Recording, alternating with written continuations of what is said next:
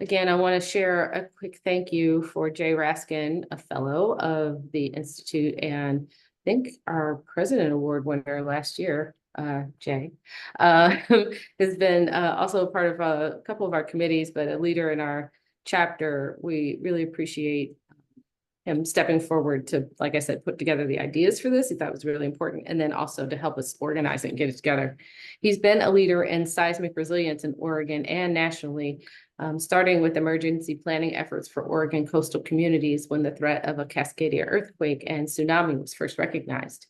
He later initiated post-disaster recovery planning as a city councilor and mayor of Cannon Beach. He was instrumental in the creation of the Oregon Resilience Plan and served on the Oregon Seismic Safety Policy Advisory Commission. That is a mouthful. In addition, he chaired the National Institute of Science and Technology's Community Resilience Panel.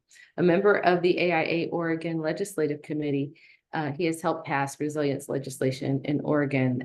And I'll just add, he is our go-to in conversation as expert opinion. So without any further pleasantries, I'll hand it over. Jay, thank you very much for joining us. Thank you. And I guess I'll share my screen here. And yeah, please. Oh, I got to do one more click. Okay. Thank you, Heather. It's there we go. It's been 11 years since the Oregon Resilience Plan was created. And to give a little background, 2000, the earthquake and tsunami struck Japan, a country known in Oregon to be very prepared for earthquakes and tsunami. While Japan had minimal damage from the earthquake, the level of deaths and destruction from the tsunami was shocking. The tsunami even caused damage in Brookings and Crescent City, and debris from Japan washed up on Oregon beaches. The immediacy of this event focused attention on our own vulnerability to the Cascadia subduction zone earthquake and tsunami. This led the legislature to instruct OSPAC to create the Oregon Resilience Plan so that this inevitable natural disaster would not cause an unprecedented catastrophe for the state of Oregon. The resulting 50-year plan was adopted by the Oregon Legislature in 2013. 11 years into the plan, the question is, how far have we gotten? But first, a quick review of some geology. The upper image shows the Cascadia subduction zone. Let's see if I can get my pointer where I want it. There we go. So this is a zone line. And to the left is the Juan de Fuca plate, which is diving underneath the continental plate right in here. The process isn't smooth and tensions build up, which when released cause incredibly large earthquakes. It also causes an upwelling of water that become the tsunami that inundate low-lying coastal areas. The graph on the bottom shows the 41 Cascadia events that have happened over the last 10,000 years. They are in a range of magnitudes, most being between the 8.0 and 8.9 magnitude range. The event is actually a series of 8.0 earthquakes, and it's the cumulative effect that boosts it into the greater magnitude. The smaller events, which happen more frequently, are primarily located in the lower section of the fault line.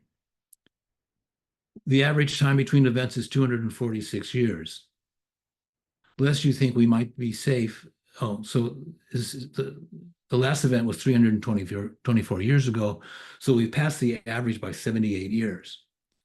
Lest you think we might be safe if it's a smaller event, the southern section includes southern Oregon and will still cause damage in the Portland area.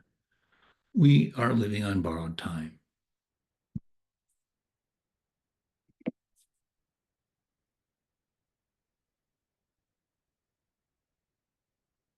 What happens? The earthquake will last 2 to 5 minutes and be felt east of the Cascades.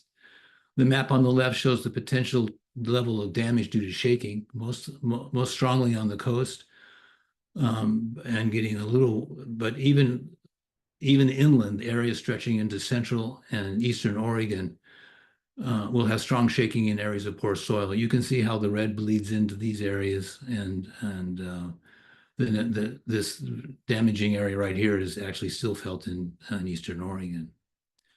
The coast will be subject to a tsunami whose impact will vary on the size of the tsunami.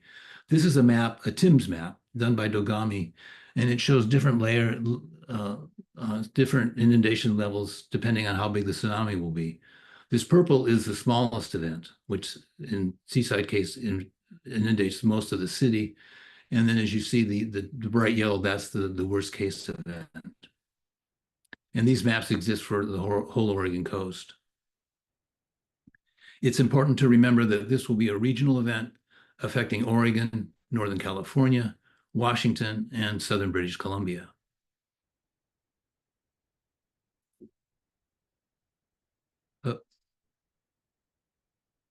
There we go. And Oregon has a special problem, which is kind of seen in this map. Basically, we have had mostly smaller and fewer crustal earthquakes. And this has meant that we haven't actually been upgrading our masonry buildings and older buildings for very long. So we have a lot to do to catch up.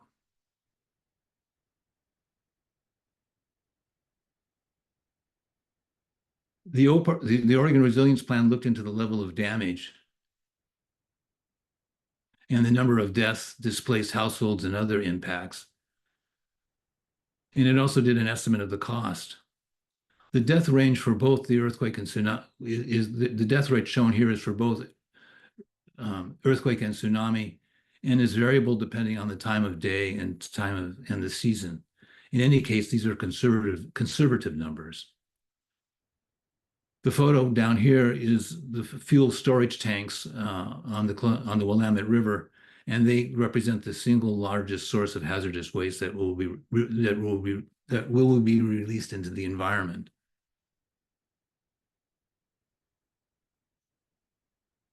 The plan also looked at restoration times. So drinking water and sewer on the coast, 1 to 3 years. Drinking water and sewer in the valley, 1 to 12 months.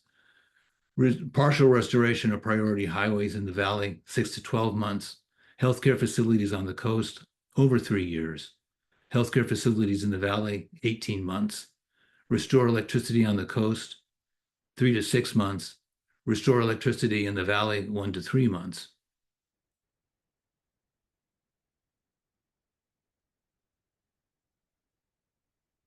This brings us up to the concept of resilience, and it's to save lives, reduce losses, speed recovery, and build back better.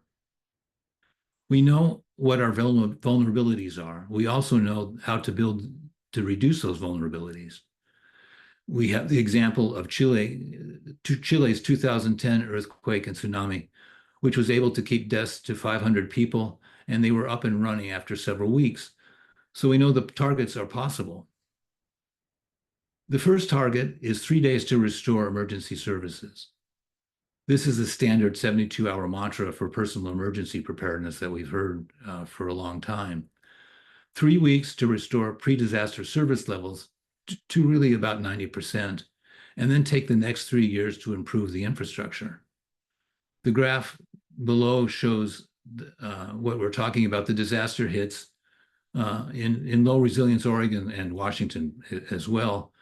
It will take a long time, and even after 3 years, won't come back to where we were before it hit. And this green line basically shows what we were hoping to achieve, and which basically has been done in Chile and Japan. The Oregon Resilience Plan was actually broken up into about 8 task groups. The scenario group established a 9.0 magnitude earthquake as the planning scenario, and the other task groups looked at and the business and workforce continuity work group looked at other communities to see how disasters affected them, and this was fed into the other work groups that were dealing for the coast, critical infrastructure, energy, information and communications, transportation, and water and wastewater. Together, 100 recommendations were made that included assessments, incentives, capital investment, and updating public policy. So to start with the scenario task group, I'm going to basically try to identify progress that has been made in each of these task groups. The scenario task group primarily looked at advancing the science behind the tectonics. And a recent example is one by Suzanne Carbot, which used high-resolution sound imagery along the entire fault line. And this was used to map and delineate various segments of the fault that will give insight into the next earthquake. That if I back up and show this is something this is what was her research. So we know a lot more about the fault lines, and we know about how the various segments are actually situated. And an interesting tidbit about that is that they found out that the plates that are diving underneath the continental plates actually vary in terms of how steep they are, and also which has effects on how big the earthquake will be and how long the shaking will last.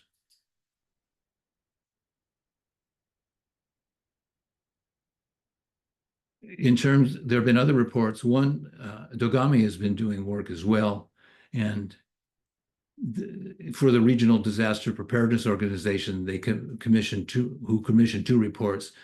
These things basically looked at earthquake impact analysis, and they used census data to get a more accurately gauge community risk within the communities.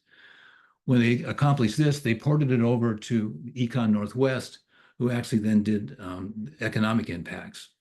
And this type of information gives us tools to make policies to cost effectively improve our resilience.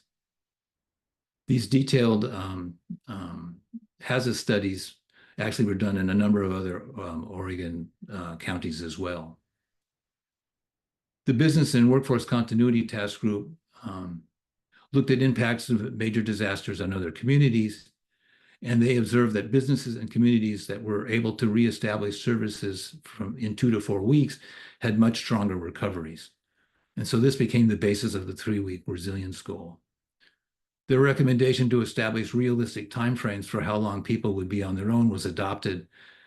And so Oregon is now recommending 2 weeks of personal supplies in the valley and 1 month for the coast. The recommendation to institutionalize post-earthquakes building assessment has finally been adopted as well. ORSAP, as it is known, is administered by the Oregon State Fire Marshal and had its first training session this August with 60 participants. And I strongly encourage any of you who are interested in this to sign up for future training sessions. This is an especially important path.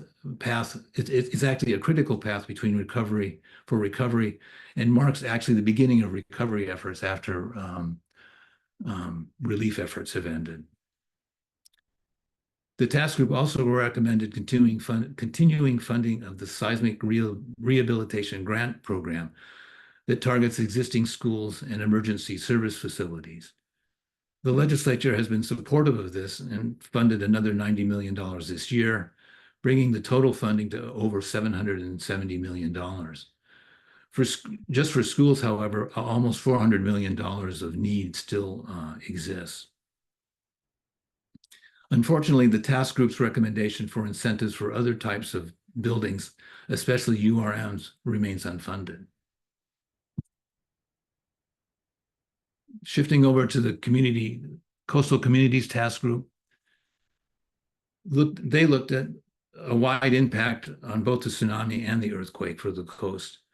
They recommended strengthening tsunami evacuations, and coastal communities have a challenge of getting citizens and visitors to safety in only 15 to 20 minutes after the earthquake. Towards this end, the Oregon Department of Emergency Planning has provided guidance on tsunami evacuation and wayfinding, and you will find evacuation signage in all coastal communities and parks. And blue lines, in case you've wondered what those blue lines were, mark that you're getting out of the inundation zone. Many communities have practiced evacuation drills, and the fire and police district departments have evacuation plans and exercises. Dugami has provided detailed evacuation maps for each community, and DLCD has initiated tsunami evacuation facility improvement planning that a few communities have adopted as well. While going to higher ground is the best solution, it may not be possible, and meaning that tsunami refuges are going to be needed. This picture here is of the OSU Marine Science Center in Newport, and it's the first and only tsunami refuge in Oregon. And there's a need for many more. Coastal residents are also responsible for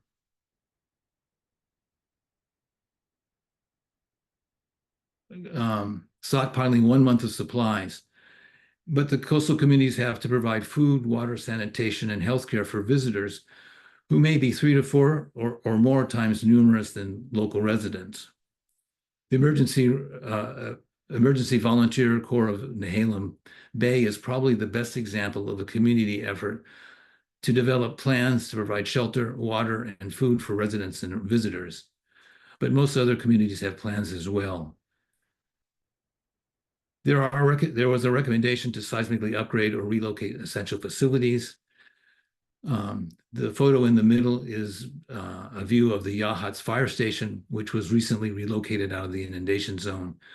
Some other examples are Cannon Beach is currently planning to move its police station out of the tsunami zone. They already had relocated their fire station. Seaside's fire station remains in the inundation zone, but they've actually created a new water reservoir that's out of the zone and meets current code, so they'll have the possibility of having water. On the lower right is a picture of Seaside School, which was recently located to higher ground, and this means that all Oregon schools are now out of the tsunami inundation zone. This school also will act as an assembly and shelter area post-tsunami. There are still many essential facilities on the coast that need to be seismically upgraded or relocated. There were planning recommendations as well. A number of coast communities and counties now have tsunami overlay zones, which direct development in the tsunami inundation areas. Adoptions of many recommendations is a challenge for coastal communities due to their lack of capacity to execute them. One of the recommendations by the Coastal Task Group was basically funding to help with these efforts.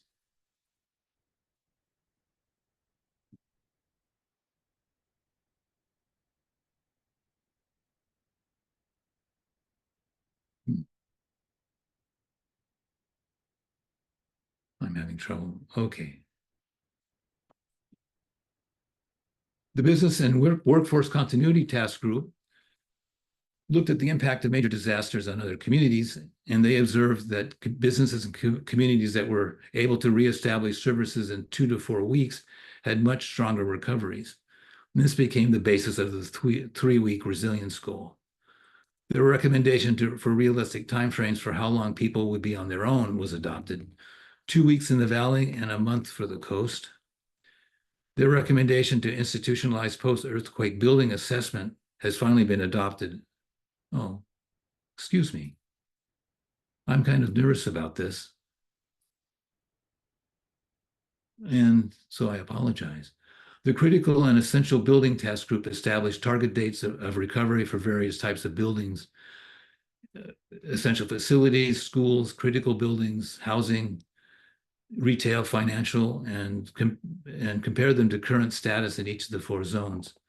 Interestingly, their first recommendation was the creation of a state resilience officer who could support the implementation of the Oregon Resilience Plan, set goals, which is particularly important for a 50-year plan. The officer could also connect sectors and reduce siloing effects between agencies and professions. And it's many vulnerabilities we found were due to the lack of communication between sectors, which often simple solutions could have been implemented if it had been pointed out in a timely manner.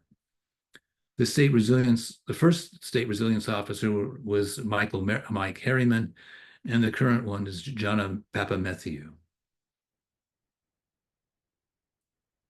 The task group stressed prioritizing education and awareness efforts, and this has happened for a number of public agencies. The RDPO, I mentioned, is made up of 5 counties: the city of Portland, the Portland Water Bureau, the Portland Emergency Management, Oregon Emergency Management, among others, and has created such programs as has many other jurisdictions. Media outlets actually have done exemplary articles and series. The Unprepared series is quite remarkable by OPB. The New Yorker had the really big one, which still seems to be cited and by people, and public interest groups have also been studying these things, and the City Club did their big steps before the big one report. There's also been the emergence of Cascadia disaster novels. While not the best source of accurate information, do keep it in the public view.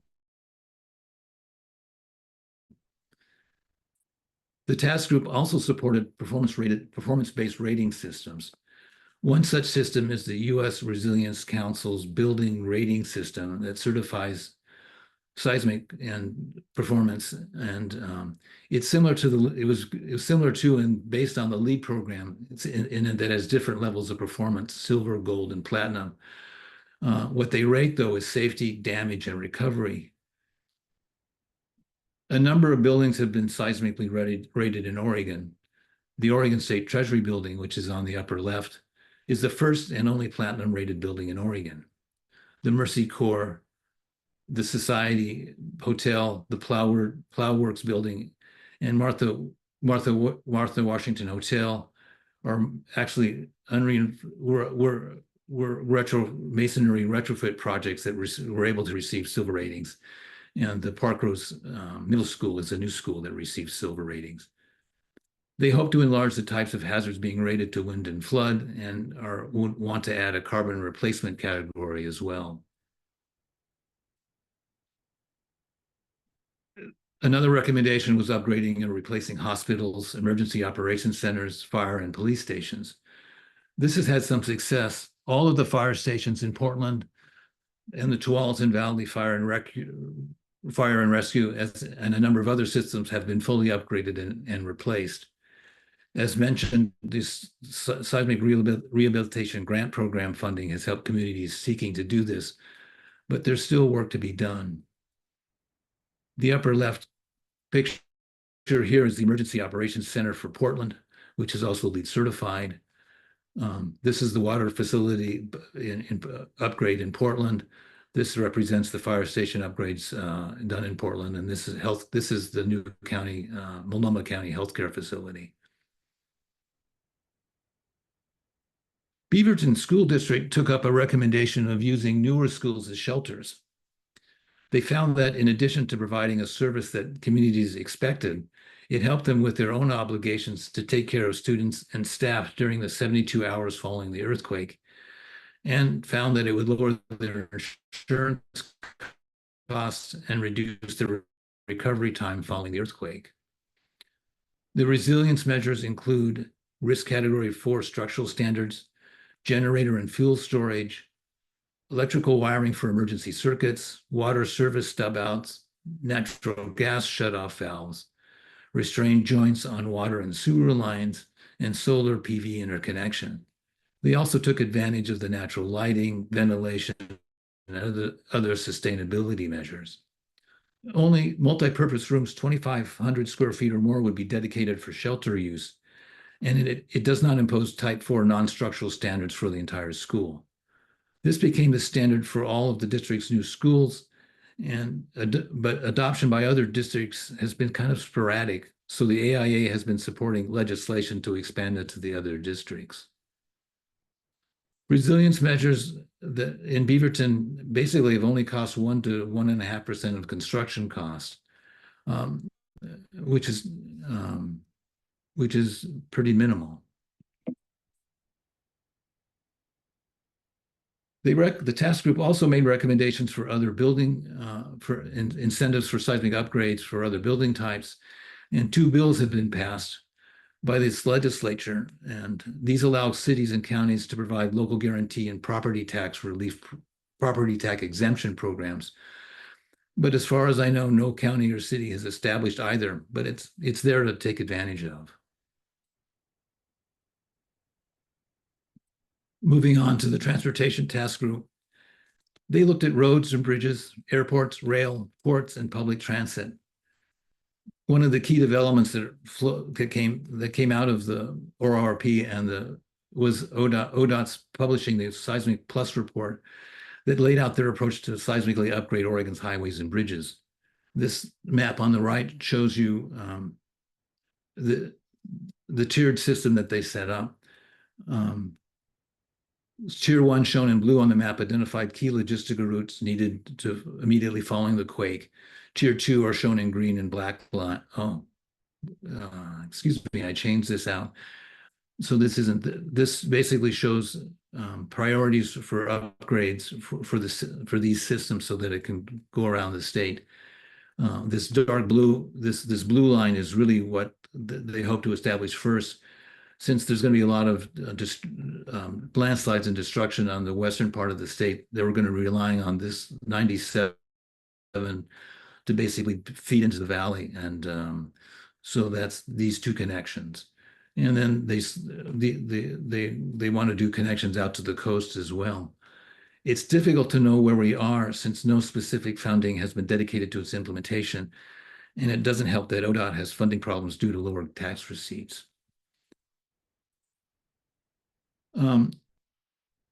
The state was also able to leverage the ORP and ODOT's Seismic Plus report to bring in the federal regional resilience assistance program, and they took a deeper dive into the resilience of the state's transportation system. This 3-year effort confirmed and expanded the work that Oregon has done, and it's a valuable tool that can be used to support Oregon's request for federal resilience funding. They looked at bridges and as well, it influenced basically local jurisdictions to make improvements. The Tillicum Crossing and Selwood were designed before the Oregon Resilience Plan came out, but in the case of the Tillicum Crossing, the bridge meets current code, but it doesn't. But unfortunately, it means that the approaches were not built to the same standard. Which means that there'll be some damage and less utility to the bridge. Selwood started a little bit later and was able to incorporate the recommendation that approaches have the same design standard as the bridge, and it will basically be usable after the earthquake. The future Burnside Bridge will be designed so that both approaches and the bridge are designed to higher standards. The new airport terminal is basically will be functional after the earthquake, and the airports, the next airport project is going to be for the airport to upgrade their runways to ensure they're usable as well. Currently, they're sitting on pretty unliquefiable soils, and without upgrading will basically have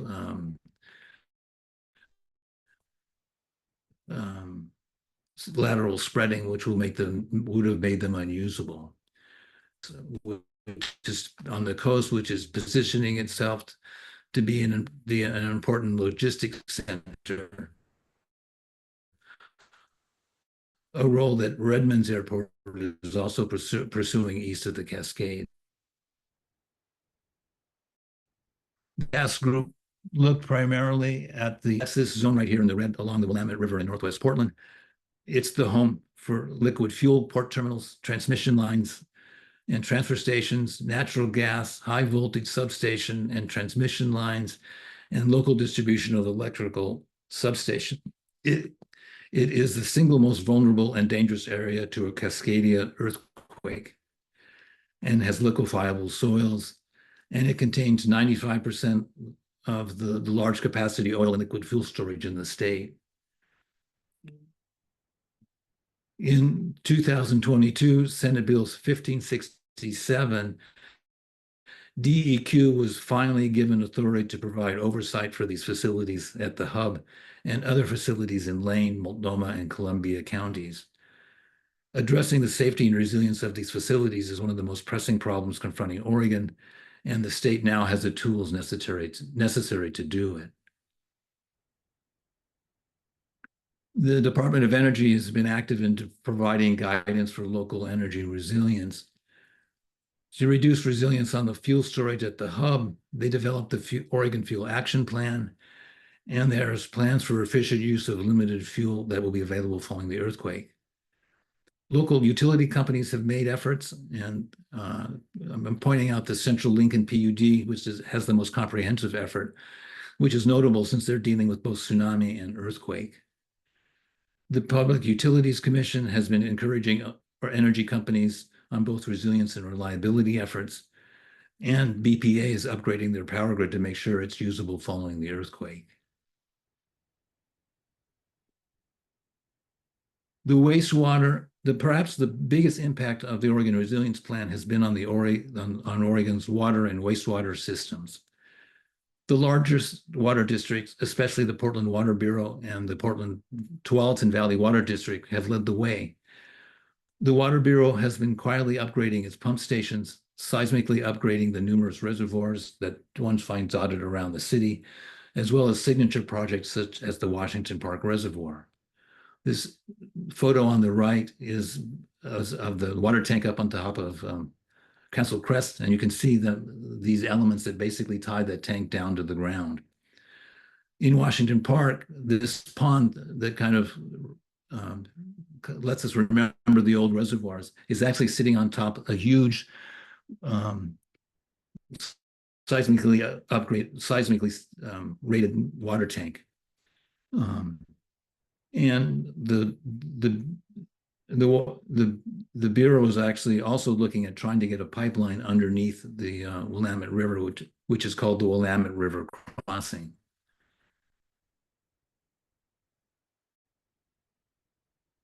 Another interesting effort is made by the Willamette Water Supply System, which is made up of the Tualatin Valley. Our ambition is to build Oregon's most resilient water system. They have developed innovative solutions following the earthquake. The solutions that both the WWSS and Portland are coming up with are being shared with smaller water districts. Many districts are also working with emergency management to coordinate water distribution needs following the earthquake. Well, the ORP mentions business planning. For continuity planning, this is applied equally to governments as well. The Oregon, at the state level, it was evident that no existing government building would be operable after the earthquake.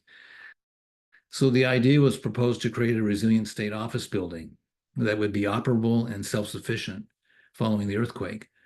A first attempt was made for the building, built for a building near the Capitol, but it stalled, but was revived for the Oregon State Treasury building. Appropriately enough, since getting tax dollars in to help pay for recovery is a big deal. Emergency planning capacity has been increased. In Portland, the Office of Emergency Management became a separate department, as did the Oregon Emergency Management. The RDPO was formed in 2018, and it's made up of 9 cities, 5 counties, Metro, Port of Portland, and the water providers, TriMet, and a number of private and nonprofits. Other impacts. The OSPAC has continued to add to the Oregon Resilience Plan by focusing on areas that weren't fully addressed in the report. The Mass Care and Mass Displacement report found making housing resilient was the most effective means of addressing both mass care and mass displacement. The sheer size of a Cascadia event and the fact that many communities will be cut off from each other, and this situation may extend from northern California to southern British Columbia creates a logistical nightmare. It's essential that people have a safe place to stay and sufficient emergency supplies until outside aid is able to arrive. Two reports focused on homeowner resilience by looking at earthquake insurance and incentives to upgrade older residents that are most at risk. The report on the CEI hub was part of the effort to bring fuel storage under state regulatory purview. This will take some time, but the mechanism is now there. The tsunami report reviewed a number of issues regarding development on the Oregon coast.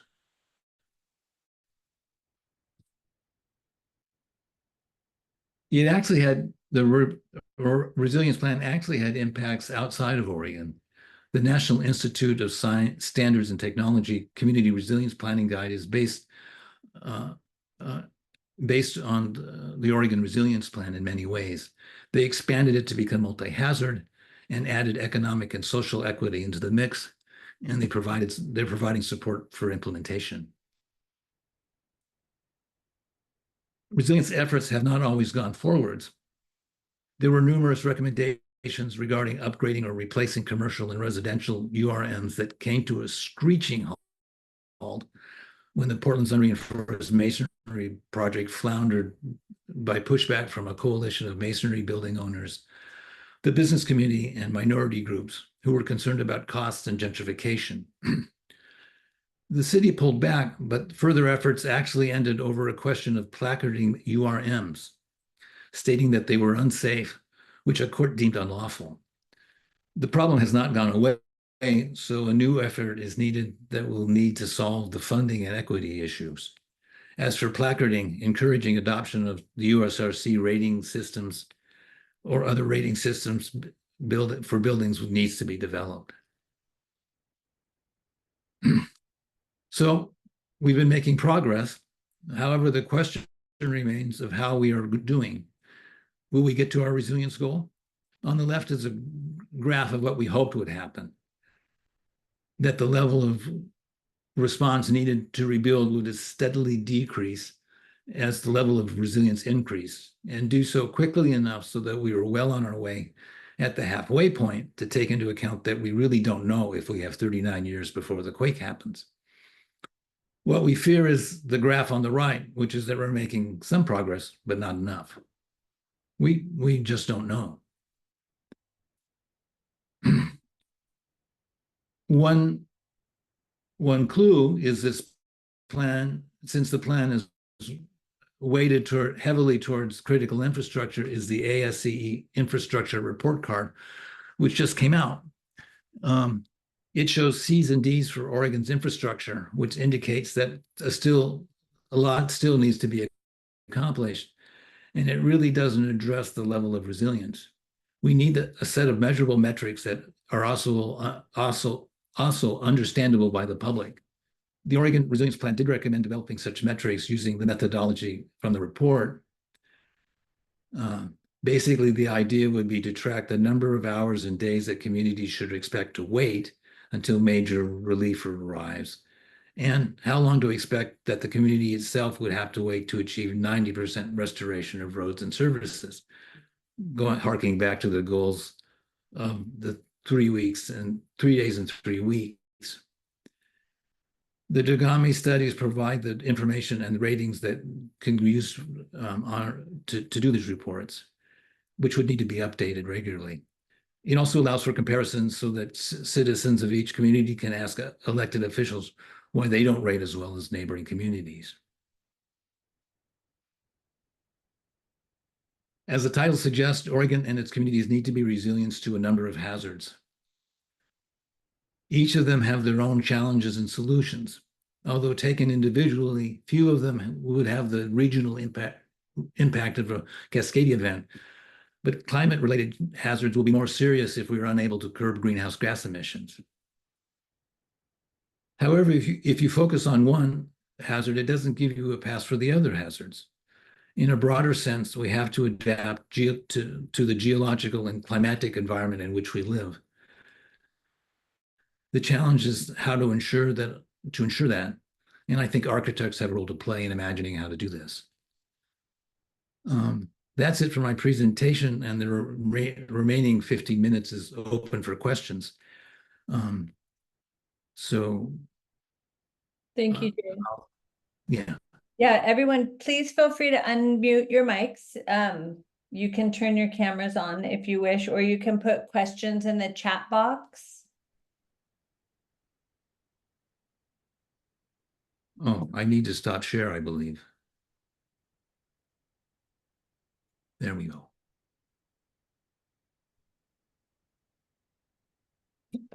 Can you give us a little more information about the unreinforced masonry? That sounds like a struggle. Yeah, I'm not sure what I can add. Ever since the Portland effort fell through, basically there's been very little done, little of anything done on it. Since, okay. Yeah. The main thing that's been the main effort has basically been for the schools and essential facilities, and that's pretty much been on track. Like I mentioned, there's about $400 million worth of work for just the schools, but the legislature has shown its support for this program, so that's good. I think that it would be good that people who are involved in historic preservation and owners of buildings and stuff get together, and we're going to have to find some way of providing funding, which has been the major sticking point. The equity issue actually was an interesting one. It kind of blindsided Portland and those of us who are working to do that, and that's a fault on us. But again, it devolves back into a question of funding in order for it to move forward. Jay, there are a few questions in the chat box. Somebody is asking if a PDF of this presentation will be available to send to a. Yes. Okay, great. And also we are recording today's session. So on our website, we will have the presentation, the video recording of the presentation and the PDF. We will also send that to everyone here today. Okay. Many reports, question about many reports and other documentation were referenced. I'm curious of the list of the documents, possibly including links to where these documents are maintained or annually updated, could be provided to the attendees. Yeah, I can put that together. I'd like to, that would be a good thing to do.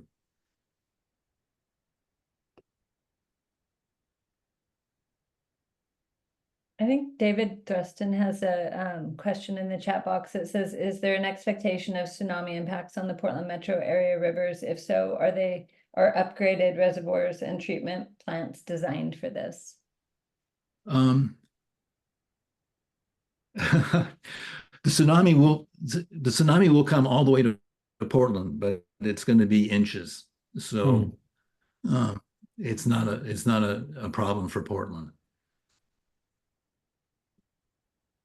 Jay, I was going to ask, I've been hearing a lot about resilience hubs, particularly an important aspect of resilience for vulnerable communities. Are resilience hubs part of that Oregon Resilience Plan, and what's going on with that right now in our region?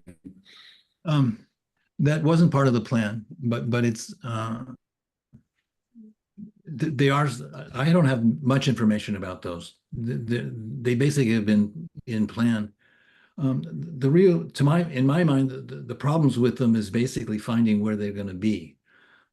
You need a building that basically is designed and built with that in mind, and which is one reason I've been advocating for the schools, is that basically schools are widely distributed amongst around the state and into all the communities.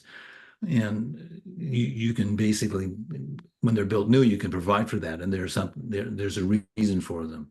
Other hubs basically need to find a building that can be used, that has some purpose that can be used for it. And I think that's been the challenge for the hubs. I've heard community centers are one of the types of buildings that are, I think, advocated for as the best places for those hubs. and I think schools as a secondary option. Yeah, and actually university buildings have been talked about as well. Mhm. Okay. Yes. We actually worked on a resilience hub in Multnomah County as kind of a test case. But what we found is the kind of the Achilles heel to me was the source of energy. You can go solar as much as you can do this and that. But in the end, within 2 weeks, they're still relying on diesel generators. Yes. And that leads to, okay, where do they refill their diesel if the 2-mile strip is down? Has the plan talked about the interactions between these systems that they've been looking at, and where the fractures are there, no pun intended, but how do they work together, and what's the plan? They recognize the siloing and the fractures, but there was no really recommendations for how to deal with that, and it's an ongoing problem. Even in the engineering professions, people who deal with bridge don't talk with the people who do wastewater treatment plant. And that's actually one area where I think architects can play a really big role. As design teams are being created, basically, the architects can basically tell each of these professions that they have to be talking to each other. That doesn't solve the whole problem. I mean, if a person's doing a bridge or something like that, they don't necessarily have much contact with other professions. So I think it's something that both as professions, structural engineers and architects need to be aware of it and start communicating more between ourselves, and to make sure that we have this dialogue and that it's a standard of care issue. I think in the end, have we done what we're supposed to do for the health, safety, and welfare of the citizens of Oregon? Thank you. Hey, Jay, I just wanted Yes. to thank you for your presentation, and just acknowledging that there are other grants out there that are, I mean, to address what Logan was saying, is that ODOE grants that are available for resiliency planning, particularly the ODOE Community Renewable Energy Planning Grant, actually asks that you look at how your resiliency hub, essentially what they're looking for, provides power and these other benefits during the whole host of the hazard events that the community is facing. Yes. And I sort of like that approach, because you almost have to do some community engagement to get people to see that, while seismic is a critical issue, the more frequent hazard events are climate change related, with windstorm power outages and slides. And I know you'll talk about that in your other systems, but your other courses, but I think it's like that holistic look at what is the hazard, what is the vulnerability, and where is the the resiliency hub located in the community. It's kind of an urban design or planning context question that you have to ask. Yeah. So thank you so much. And I think you bring up some really good points. The resilience plan didn't really go into much about the planning aspects of these things as much, and I think your example of the resilience hub is indicative of that. Well, but just yeah, go ahead. I was just going to say that we just finished the YAHATS. My company just finished the YAHATS Civic Campus Resiliency Plan through an ODOE grant, where we did model a template that NIST uses for trying to get the community aware. Oh, good. Get them to So I always like going to applaud you for connecting with NIST's approach, because I thought that's the one that anticipates the community engagement, capacity building, you know, the economic connections that are associated with resilience. Yes. I thought that that's sort of why I was attracted to your presentation today. Okay. Thank you so much. Jay, it looks like we have 2 more questions in the chat box. Okay. You have it pulled up. One is Jake Lamanna. I think these are new. And then David Thurston has. Are you or anyone on the meeting aware of any resilience groups or programs oriented towards contractors, builders for efforts in preparation for a recovery from a Cascadia level event?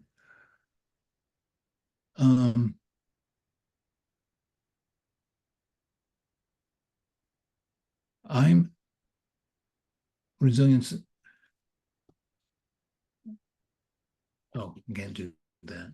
I'm not, well, one contractor and I'm trying to remember who it is, for the Oregon State Treasury building would be is one, because that's a building that basically did us the most resilient building in the state of Oregon. So there's at least one person who's got one of these things under his belt.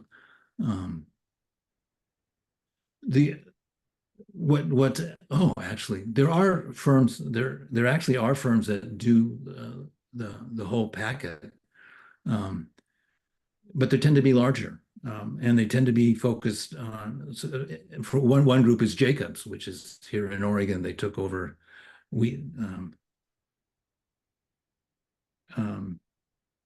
that doesn't come to mind. They took over a large firm. CH2M Hill, sorry. Thank you. Being tongue-tied at the moment. And if you look on their website, they basically have full range of resiliency services for large, for community, for cities and large organizations. And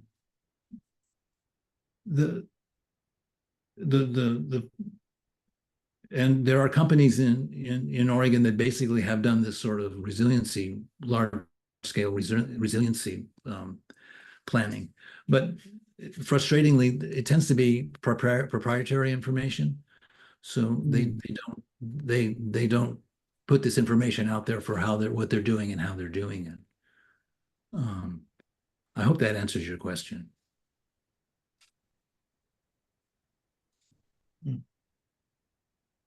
Oh, has there been any discussion about municipalities notifying building owners of the risk types and levels for the properties in an earthquake? URM soil types. The idea being to begin raising awareness. Well, there is one that I can recall in an indirect way. Portland Maps basically allows you to find what your level of risk is for various hazards in their map things for any given piece of property in the city. But I don't think there's any outreach. The city would have to collect a lot of data. This was actually a very complicated thing to do for the URMs. And it was a varying quality depending on who's who was going out there. They originally used graduate students, and they didn't.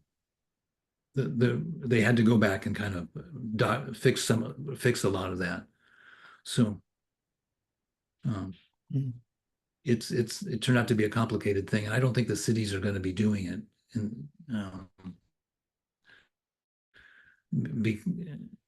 anytime soon. Have I any more questions? Have any of the utilities responded to fires? Responses to fire responded proactively to seismic concerns? I don't know.